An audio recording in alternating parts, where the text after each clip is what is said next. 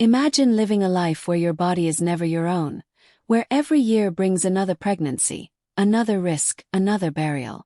For queens of the past, this was not choice, it was duty. Their worth was measured by the children they produced, not by their wisdom or strength. Some gave birth more than 20 times, their bodies breaking under the weight of expectation, their hearts breaking under the loss of children they could not save. They were queens, but their thrones were built on pain. This is the untold story of women who gave birth non-stop. Imagine being valued only for how many children you could produce. For centuries, this was the reality for royal women.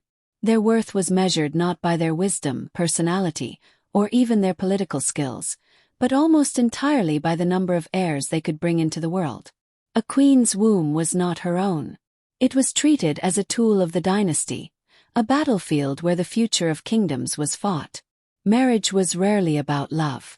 It was a contract, a promise that the bride would provide sons to secure the throne and daughters to be used in alliances. Once married, the cycle began. Conceive, give birth, hand the baby to nurses, recover only enough to repeat the process. The physical toll was brutal, and the emotional burden even heavier. Many of these women endured miscarriage after miscarriage, the deaths of newborns, or the loss of young children to disease. In a time when medicine was limited and childbirth itself was dangerous, their survival was never certain. Yet, failure to produce heirs could mean disgrace or political crisis. This relentless pressure defined their lives. And no queen embodied this more tragically than Mumtaz Mahal. Mumtaz Mahal's story is often told as a great love story, and in many ways it was. Born Arjumand Banu Begum, she married Prince Khurram, later known as Shah Jahan, and unlike many royal marriages, theirs was filled with affection. He trusted her, traveled with her on campaigns, and gave her honors no other empress enjoyed. Yet behind the romance was a harsher truth. Mumtaz's life was ruled by pregnancy. Over the course of 19 years, she gave birth 14 times. 7 of those children died young, and only 7 lived to adulthood. Each pregnancy weakened her body further, but the expectations never eased. Her final labor, the 14th, lasted more than 30 agonizing hours. She delivered a daughter, Gauhar, but the bleeding would not stop. Mumtaz died at the age of 38, leaving Shah Jahan shattered.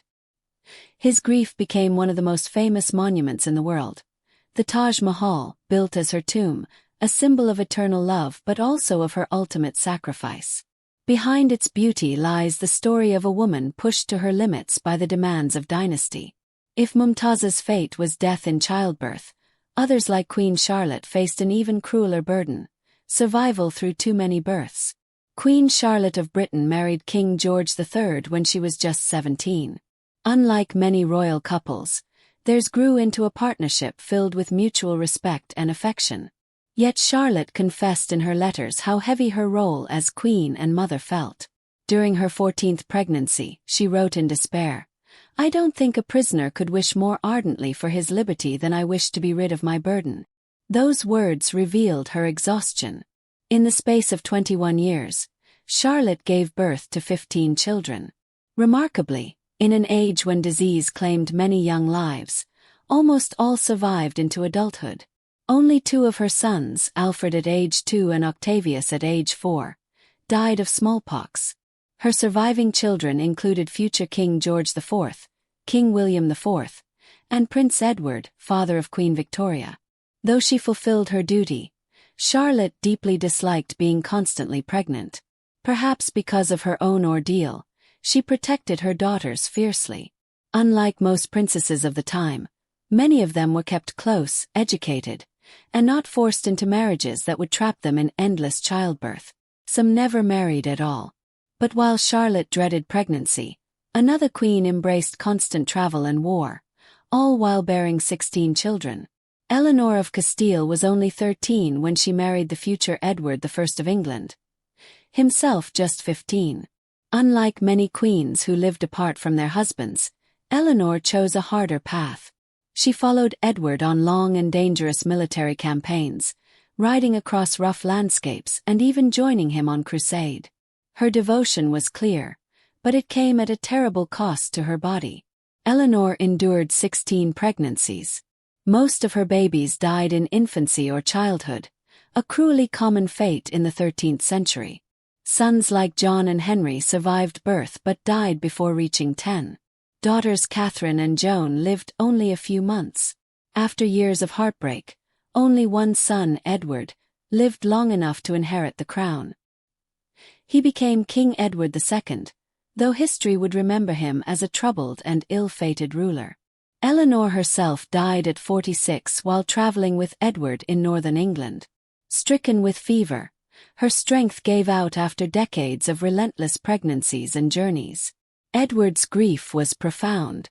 To honor her memory, he ordered 12 stone crosses to be built along the route of her funeral procession from Lincoln to London. These Eleanor crosses still stand as monuments of his love. If Eleanor's children vanished through disease, one queen of Armenia saw her sons murdered on the throne itself. Keran of Armenia, also called Anna, became queen when she married King Leo II in the 1260s. Chroniclers praised her kindness and beauty, but history remembers her for something else entirely: the extraordinary number of children she bore. Keran gave birth to 16 children, including 3 rare sets of twins. Few royal women matched such a record, and each birth placed new strain on her body. Her sons inherited crowns but also inherited danger. Hethum too became king of Armenia but was eventually murdered. Another son, Theresa III, ruled after him but met the same fate. Even her youngest twin, Ashan, rose to the throne only to be killed in the violent power struggles of the time. The daughters married into noble families, but the constant bloodshed among their brothers showed how fragile dynasties could be, no matter how many heirs were produced.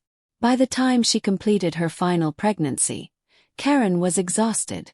After decades of childbearing and loss, she withdrew from the palace, choosing to spend her last years in a monastery.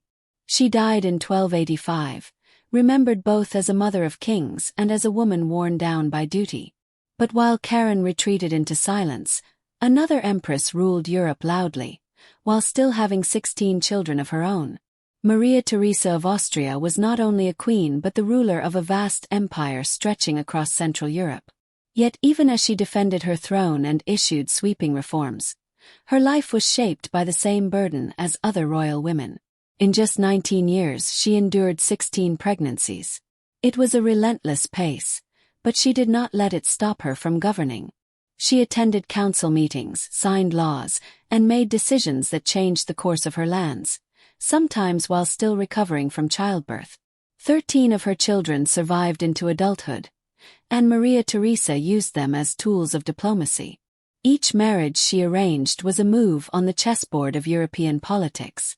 The most famous was her youngest daughter, Marie Antoinette, who was married to the future King of France. Another son, Joseph II, succeeded her as Holy Roman Emperor. Disease haunted the family, but Maria Theresa acted boldly. When smallpox threatened her court, she arranged for her children to be inoculated, one of the earliest recorded uses of the new method. It likely saved many lives. If Maria Theresa turned births into politics, her daughter Maria Carolina repeated the cycle, with even more heartbreak. Maria Carolina of Austria grew up in the shadow of her powerful mother, Empress Maria Theresa, but her own fate was sealed by duty. When 3 of her sisters, promised in marriage to King Ferdinand of Naples and Sicily, died of smallpox, she became the next in line. At just 15, she wept and begged not to go, believing the marriage was cursed. Her fears proved true in a different way.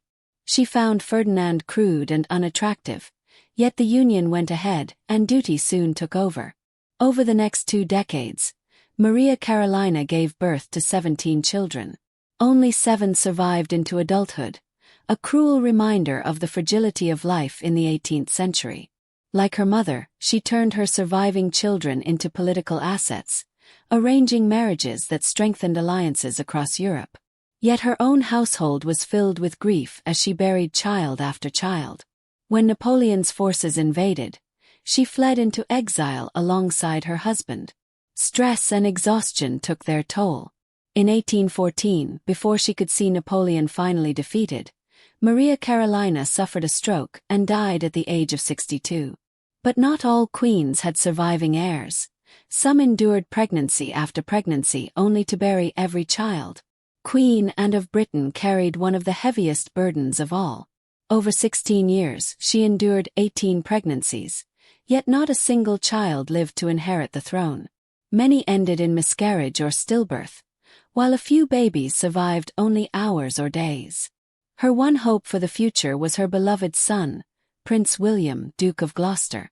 Frail from birth, he was cherished by his parents and celebrated by the nation as the heir to the Stuart dynasty. But tragedy struck again when William died at the age of 11, leaving Anne heartbroken and her dynasty without a successor. Historians now believe Anne may have suffered from Hughes syndrome, a blood disorder that causes dangerous clots. If true, it would explain her repeated miscarriages and the short lives of her infants. Today, such a condition could be managed with simple medication, but in Anne's time, no one understood its cause. Instead, she was left to grieve loss after loss while still carrying the weight of the crown.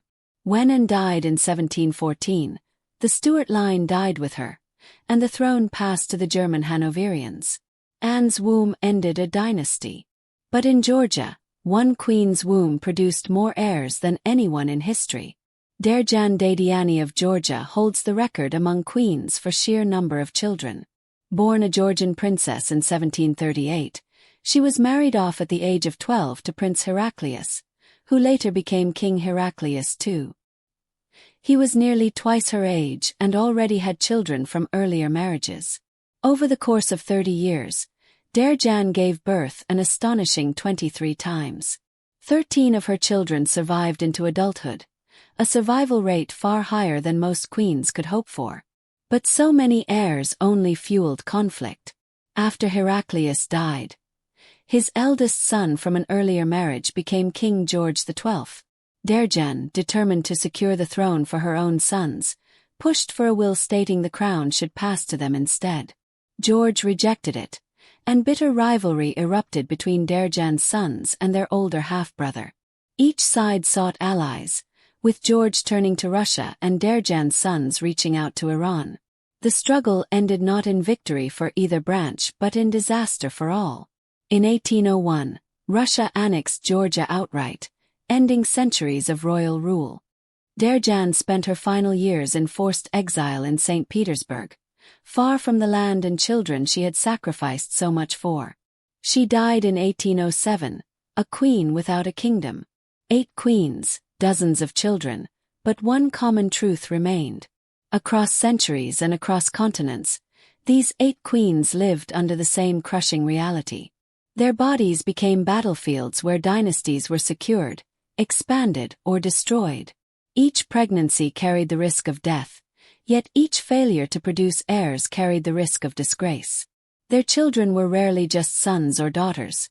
They were political weapons, used to seal alliances, inherit thrones, or spark wars. Though their empires differed, from Mughal India to Britain, from Armenia to Georgia, their experiences echoed one another. Mumtaz Mahal died in childbirth. Queen Charlotte endured pregnancy after pregnancy she dreaded.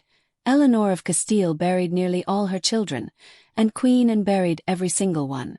Others like Keran of Armenia and Darejan Dadiani bore staggering numbers of children, only to see dynasties collapse around them.